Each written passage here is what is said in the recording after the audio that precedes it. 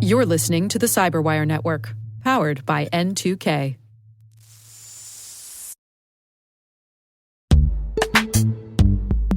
Think your certificate security is covered?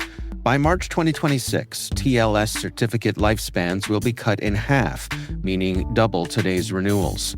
And in 2029, certificates will expire every 47 days, demanding between 8 and 12 times the renewal volume. That's exponential complexity, operational workload, and risk. Unless you modernize your strategy. CyberArk, proven in identity security, is your partner in certificate security. CyberArk simplifies lifecycle management with visibility, automation, and control at scale. Master the 47-day shift with CyberArk. Scan for vulnerabilities, streamline operations, scale security. Visit cyberark.com/47day. That's cyberark.com/47day.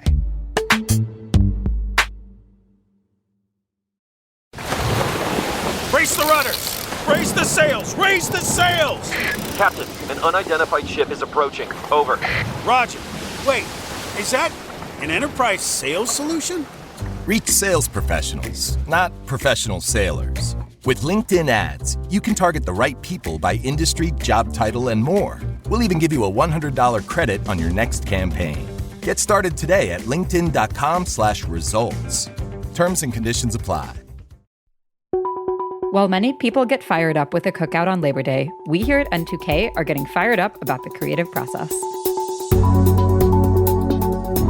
I'm Maayan Plout, N2K's Director of Enterprise Content Strategy, and I have the distinct pleasure of working with all of our talent here at N2K Networks as we create the things you know and trust. Everything you see and hear is meticulously crafted by some of the absolute best in the business. And I can tell you from being up close on this process every single day, it's so smooth that you probably don't even realize that there's a whole team of folks making it happen every single time, every single day. So for this Labor Day, we're going to celebrate with a different kind of episode. We're calling it The Labor Behind the Labor. I get to spend day in and day out with these folks, and in a way, so do you. We're pulling back the curtain today to give you a look behind the scenes, to share the voices of the people who aren't always on the mic. Let me introduce to you Alice, Anne, Elliot, Ethan, George, and Sorrel. Just a few of the creative folks bringing heart, soul, and creativity to what we do and how we make. If you ever thought, wow, the show sounds so good, that's the styling of Elliot Peltzman, our Executive Director of Audio. He makes everything with care and attention and deep audio nerdery. Let's hear his perspective on how he reimagined the theme music for one of our shows, Threat Vector from Palo Alto Networks and N2K. Elliot, I actually wanted to talk with you a little bit about this because I love the new music for Threat Vector. I want to make sure that I know exactly how we made the thing that we made because I love it. Tell us more. Yeah, well, first of all, thank you very much. I love being able to create music for my job. So if I'm all smiles, that's why. Well, Threat Vector is one of my favorite shows on N2K Cyberwire. So it was an honor to be able to kind of reimagine the music. I have a humble basement studio like all audio engineers. And I actually got together with our coworker here, Trey Hester, and together we kind of cooked this up. I did all of the instrumentation, the drums, the synths. Let's see, what's the fun fact little instrument that's snuck in there that no one can hear? There's definitely some samples that I twisted and turned into this evil, spooky sounding, almost kind of whistle that's going behind. So I did all of that stuff. And then I brought Trey in, who's a real guitarist.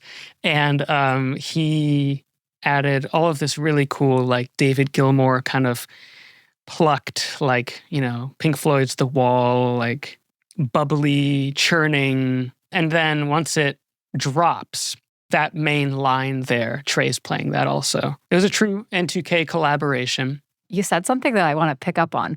What's the difference between recording some of this stuff live versus doing it all sort of in the program? Trey's guitar is sending out actual analog signal that's then being digitized, whereas everything else exists only in the digital domain. If you two were sitting in a room working on this, you could workshop it together in the moment. Ooh, that sounded good, but what if we tried a little bit more like this? That was exactly what the session was like. And that is exactly what I love about collaborating with real humans. He plays something, I get excited by that energy and I resonate with it. And I go, okay, that little arpeggio you did on that minor chord, let's, move that up an inversion and start on the third and then really hit that root right on the downbeat. Do that. Oh, wait, no, change up the rhythm. Trey's amazing, so he knows exactly what I'm talking about. And then we just enter this flow state together where like he can already hear what I'm describing to him before I even get the words out. It's absolutely the best. Music really is a language, and you don't get to speak it very often. What a lot of people don't realize about a lot of musicians is that we spend like 99% of the time playing by ourselves, and like that's kind of fun. My gosh, is it so much more fun to like do it in real time with another person who speaks that same language. What inspired the new music for Threat Vector? So I always try and speak to what I love about a show's message and its own unique voice, the best that music can. It's a very different language, but I do think we've all had that experience where we're transported even deeper into the subject matter by the right piece of music. So it can be complementary. There were a lot of things I really liked about the old music that I did want to borrow from, but just kind of like elevate just a little bit more. First of all, I wanted it to just match a little bit more hand in hand. Like what I love about Threat Vector is that David does such an incredible job speaking with these super knowledgeable people about subject matter that I find just incredibly important. I mean, he's talking with these people about threats and attacks that are global and extremely serious. They're, literally life and death situations going on around the globe. I needed to match that. Also, there was another reason to refresh the music. So we actually just hit 1 million downloads. We felt that was, a perfectly good excuse to refresh things just a little bit. New music is the best way to shake things up. Is there any piece to this final product that you love the most, like a thing that we should be listening for as we hear this music moving forward? The bass line avoids the root until just the right moment. That's one of my little tricks that I just love doing is establishing some sort of refrain, mid-range to high range. So I start off with a lot of just mid-range and high sort of information. And then when the bass does come in, it actually comes in on the third and goes in between the third and the fourth, and then up to the fifth. And so you actually haven't heard the root yet until later in the progression. So I definitely wanted the listener to feel that source of tension. Thank you so much, Elliot. I learned a ton about your thought process and how our music gets made, and I can't wait for everyone to hear this new update on Threat Vector every Thursday. Senior producer Alice Carruth blends energy, curiosity, and a true love of storytelling. Let's hear how her approach to expanding the views shared on the T-Minus Space Daily podcast helps us cover the space industry's breadth and depth in new ways. So my role at T-Minus is that I produce the daily programming. So I do everything from sourcing the stories that we cover every day in our headlines to setting up all of our interviews that we do. And I edit those interviews down and I publish every day. So it's kind of a bit of an overall role that kind of covers every single angle of what goes on in T-Minus. And most recently, I've been working on bringing in new partners for us to work with. We really wanted to establish ourselves as the daily news source for people that work in the space industry or space adjacent industry.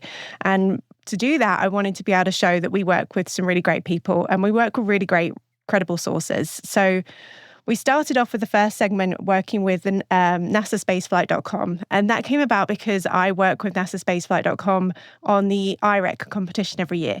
So we do the live stream for that student rocket competition. And I got chatting to them and I said, hey, I'd love to be able to figure out how we could work with you.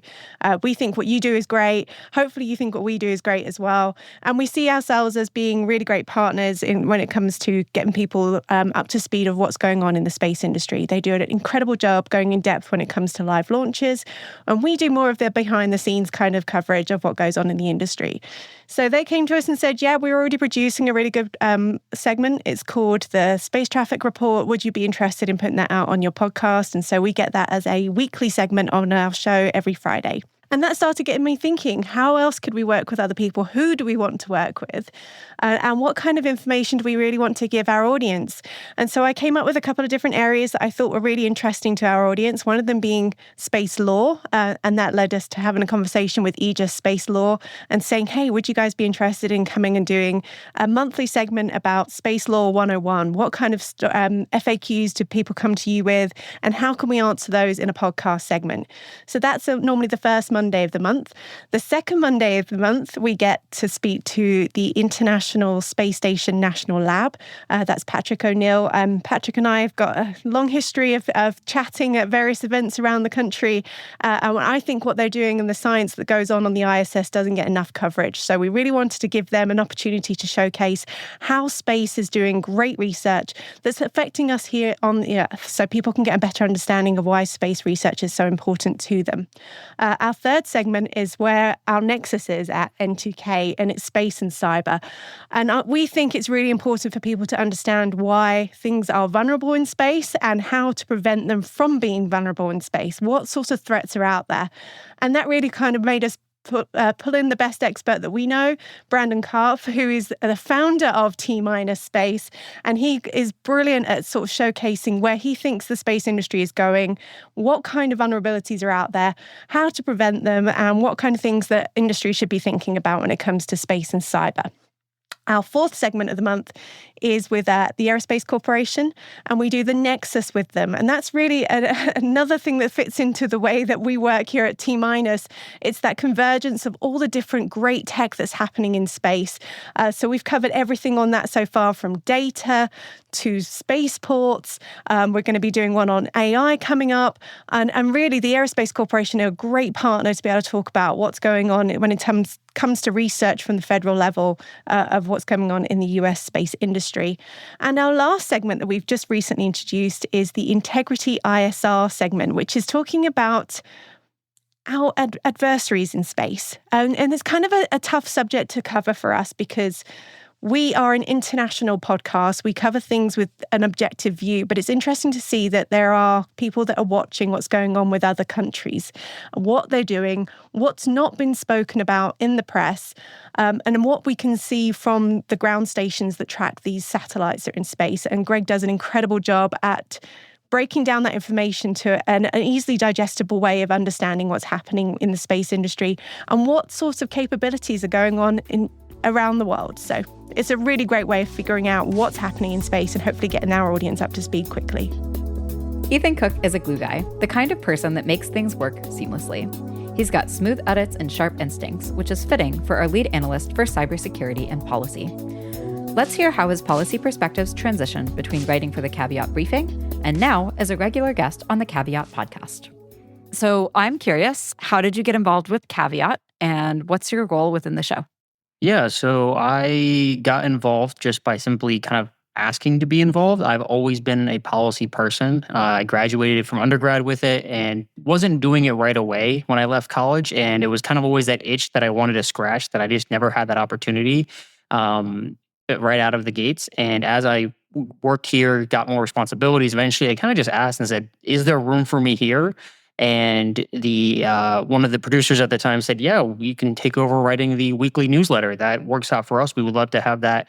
You're a good writer. We'd love to put you in there. And just kind of started spiraling and developing from there and growing into doing a once a week thing to a multiple, doing special releases, appearing on the show, and kind of just grew and grew and grew. Can you actually talk to me a little bit more about the transition from writing for Caveat to also being on the Caveat podcast? Yeah, so about a year into writing for the weekly newsletter, it was right after the 2024 election. We had this idea to talk about deep dives and to pick a policy point where we would hop in and just really do a deep dive into that section and really just break it down from every conceivable angle. And we felt it was a perfect timing coming right after the election to talk about these subjects. And it wasn't going to be, oh, what's the latest crazy thing that was said or what's the latest appointment, but more so, what are the actual things happening behind the scenes regarding antitrust policy with big tech? What are the big things happening with AI? And these major questions that weren't resolved at the time, and seeing if we could get some insights into that and provide some context. So on top of doing an extra release for the month from a written form, so every month we get together and we do a roundtable. And we have a conversation about whatever the subject matter we picked. And there's no agenda going into it. There's no pointedness. I mean, sometimes it's very relevant to the things that are happening right now. And sometimes it's something that we just feel is important conversation to talk about. And we should hit it. And maybe because we can cover it from a different angle, or we think people are missing context on the conversation, whether it be we're not diving deep enough, or we're looking at it only from one very, like, the way everyone else is talking about it, but there's a couple other layers that probably need to be discussed as well. So I'm curious a little bit about the research that goes into each of the editions of the Caveat newsletter, or the kind of research that you're doing ahead of the show. Can you walk me through a little bit of your process here? Yeah, so for the weekly newsletters, the research is more so first building my own personal catalog and my own repertoire of knowledge that I have available, and just kind of keeping my thumb on the beat on certain things. For example, something that has been a reoccurring conversation over the past, 9, 10 months, year, is been COSA, or the Kids Online Safety Act. And that is this conversation that has been a reoccurring thing. And while not every news story every week is going to have this development, there's occasionally a big milestone or something related to that. And part of it is just knowing and revisiting certain things and keeping touch on base with not just what are the latest things being introduced into Congress, but what are the things that are moving slowly in the background, or some major agency action that may not get the attention because it's a small press release that doesn't grab a headline, but it probably is going to impact policy. I like to say I cover policy, not politics, where I am not covering what the latest, greatest thing some senator said or whatever. I'm looking more to address what are the things that we're actually putting in, what are the policies, and what are going to be the impacts of that policy. And that involves looking at actual legal cases, that involves looking at laws, that looking at agendas and policies that we're putting in place, executive orders, etc. Knowing that you're working between both writing and speaking, how do they help each other? Are you writing first and then speaking? Are you speaking first and then writing? How are you putting these things together in your own head? Yeah, I think it always starts with writing. I think if you can't articulate on paper what you want to say, it's going to be really hard to say what you want to say, like verbally. Being able to write something out will always collect, at least in my head, always collect my thoughts, especially reading it back to myself. I'm very, very methodical with this process, and whether it's newsletters or whether it's deep dives or whether it's special editions, I will read it out over and over and over and over and over again just to make sure it sounds good to the ear, even though that's not being read aloud and no one's listening to it auditorily, because I know when I go and actually do the recording, I'm going to echo some of those comments. I'm going to echo some of those things. And if it doesn't flow well on the paper version, it's certainly not going to flow well on the audio version. Our certification content developers are constantly on the cutting edge of the newest technology. George Monsalvaci is a content manager here at N2K Networks. Let's hear how he embarks on intrepid explorations of new tech to create the best possible certification test content. Can you tell me a little bit about your role here at N2K and where you fit into our practice test universe? Okay, so I am one of the practice test creators, and I focus on the Microsoft side. So I do exciting stuff. I create practice tests in Azure, Microsoft 365, and also we're venturing into the brave new world of artificial intelligence with Microsoft services. So it's been a fun year this year. So who knows what the technology will do next year? So I'm very excited. When we have a new topic like Microsoft AI, what's our process like? What does it mean to get up to speed as a subject matter expert so that you can make a test so other people can become experts themselves? When we put out a practice test, we put that out probably, I'm going to say 4 to 6 weeks after the test is released. So generally it's a new technology, and we live and die off the actual content that's put out by the vendor, whether it be Microsoft or whoever. But sometimes they drag their feet on that. But yet customers still want that technology. So we have to venture into the service ourselves, and it's sink or swim. And it's usually fun. So you get to learn something new. So I like to think of myself as a technology astronaut. So we like to blast in and learn stuff. And more specifically, the people that buy our products, they're there to get certified on a new technology. So we want to make sure that what we're putting down in our product, it will help them achieve their goal of certification. You described being an astronaut. I love that. As you were saying, we have to sort of like dive in and like learn as much as possible. I just had like the thought of like an intrepid explorer going into a new place that no one really knows yet. And what kinds of questions do you ask yourself when you're going through something for the first time, knowing that you're collecting information that you're going to need to convey in the future to somebody else? More specifically, when we design a test, we want to make sure we're designing that test based on what the goals and objectives are for that certification. So I'll ask myself this is, hey, what would Microsoft ask on an exam? So also too, to figure out what Microsoft would ask on an exam, we would go and sit for said exam. Now we have the goals and the objectives for that particular exam. However, we want to make sure that when we sit for said exam, that at least the vendor is not lying to us. They're covering these objectives. So that's our, I guess, our little padded safety to make sure that we are covering what Microsoft emphasizes on the exam. So the developers here at N2K, we're sort of like Johnny Depp in Pirates of the Caribbean.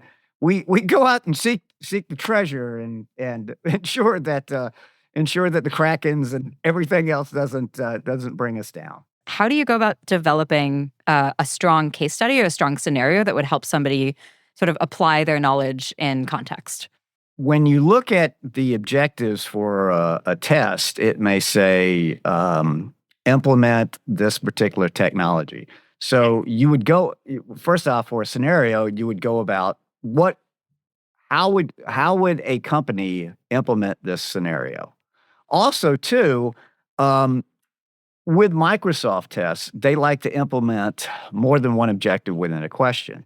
So in a way, that helps out because I could say within a case study, you want to implement this technology, implement this technology, implement this technology. So you could come up with a question that it's not just a multiple choice question. That's one of the things I would say that Microsoft has kind of moved away from.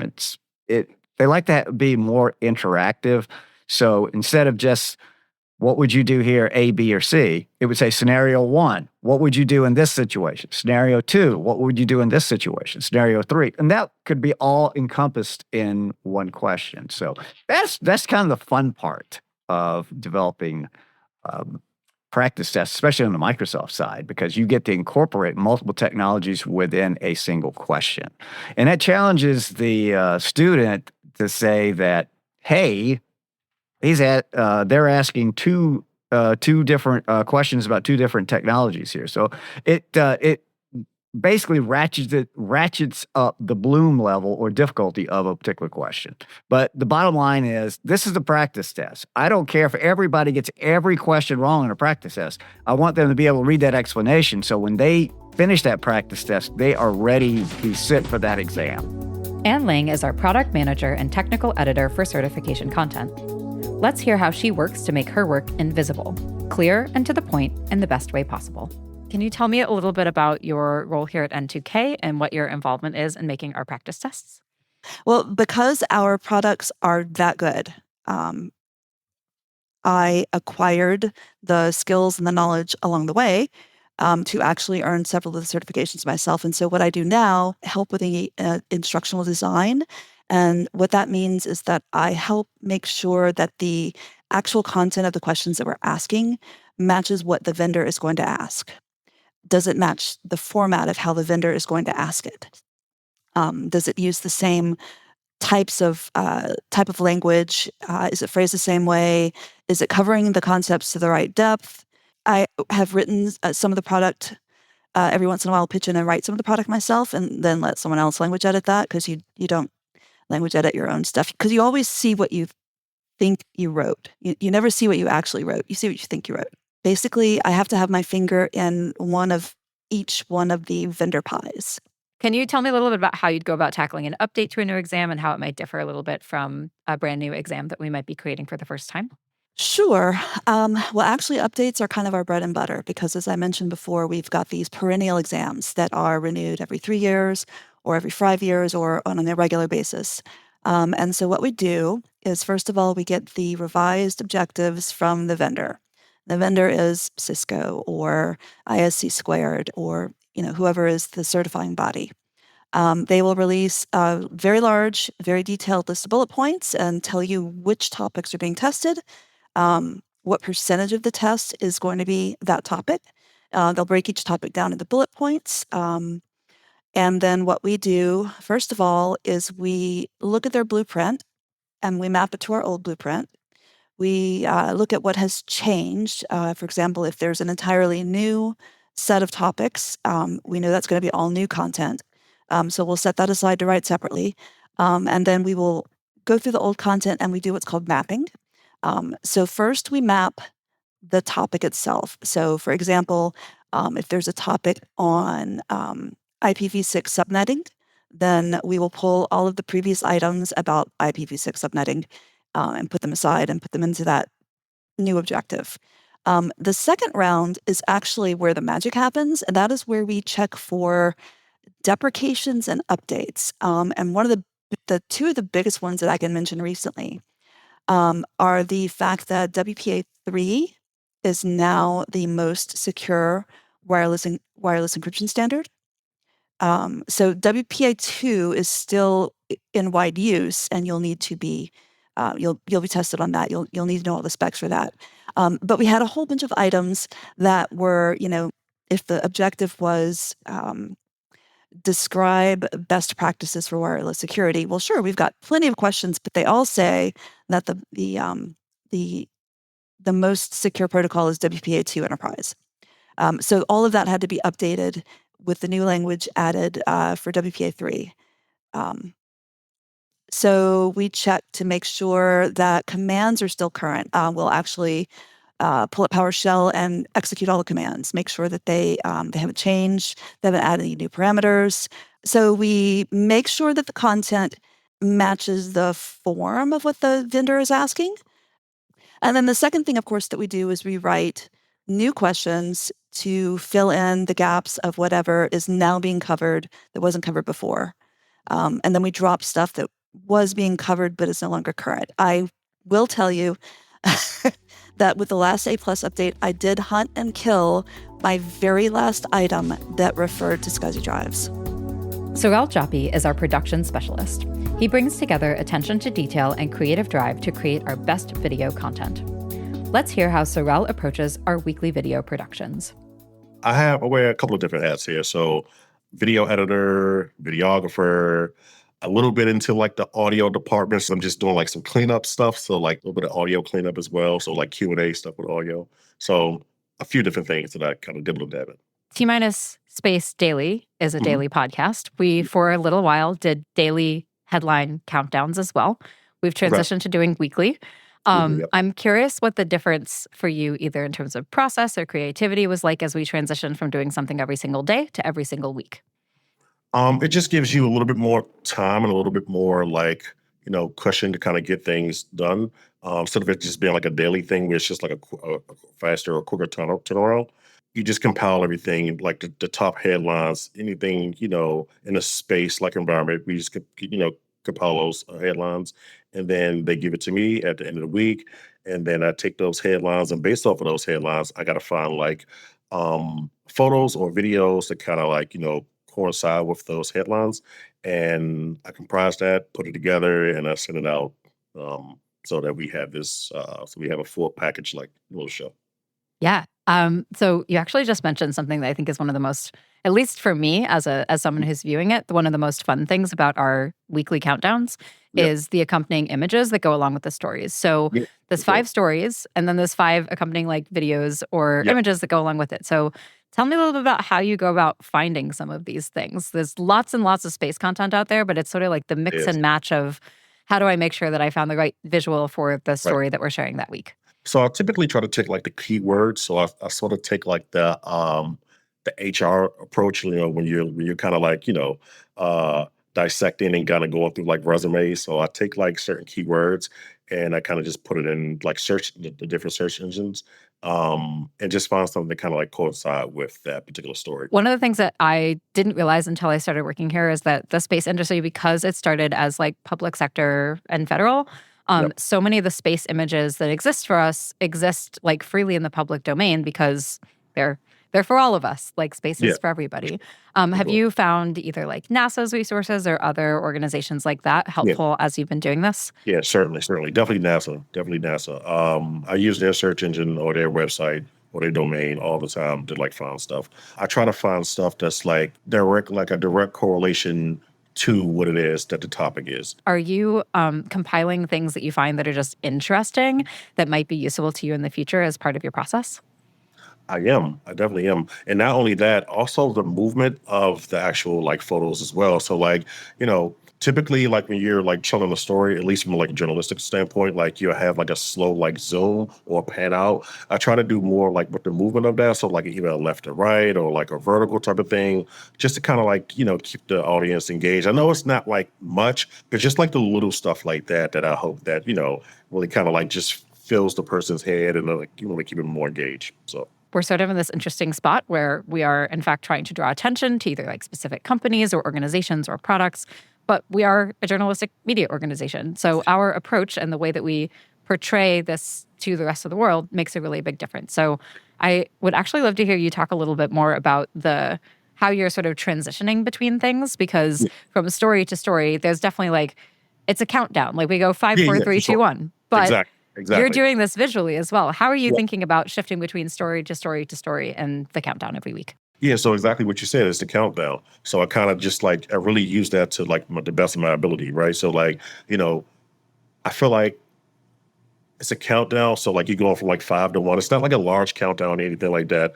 It's just from 5 to 1. But I hope that, with the headlines that each week it's not going to be like the biggest headline for number 1, but I try to make it so that, from 5 to 1, that it starts off kind of light. And then once you get down to 1, it's like, oh man, like this really happened. Like, so, that's like the big reveal, because there's a countdown. So that's what I try to do. Who is involved with the making of the T-minus countdown?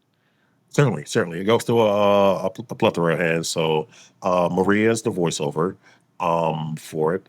And Alice is the producer. She's the person who like scripts everything and writes everything out, and also comes up with the headline for each day. I'm the editor, and Bridget is the like QC person, like the quality assurance person or quality control person, and Elliot is the audio engineer. So it goes through a plethora of hands. Even though it's a short, like little like a short like segment, it goes through a few different hands, and that's just part of the production. A video production. It goes through a number of hands. Is there anything that, as you're sort of watching it back, you're like, I love that that's happening here. I really hope that our audience sees that too. Yes, indeed. It would be, for sure, Fun Fact Friday. It would definitely be Fun Fact Friday. That is hands down my favorite thing to work on. It gives me the most freedom. It gives me the most flexibility. It allows me to kind of like, get like my gears and everything like rolling. I love that show. Oh my God. Shout out to Liz. Shout out to her. She allows me to she gives me the show and let me just do my thing with it. And I have just artistic freedom when it comes to that show. So, I love that. And that is a wrap on our Labor Day special, The Labor Behind the Labor. Big thanks to Alice, Anne, Elliot, Ethan, George, and Sorrel for providing a peek behind the scenes of our work here at N2K Networks. And for all of you listening, thank you so much for being a part of why we do what we do. From all of us here at N2K, happy Labor Day.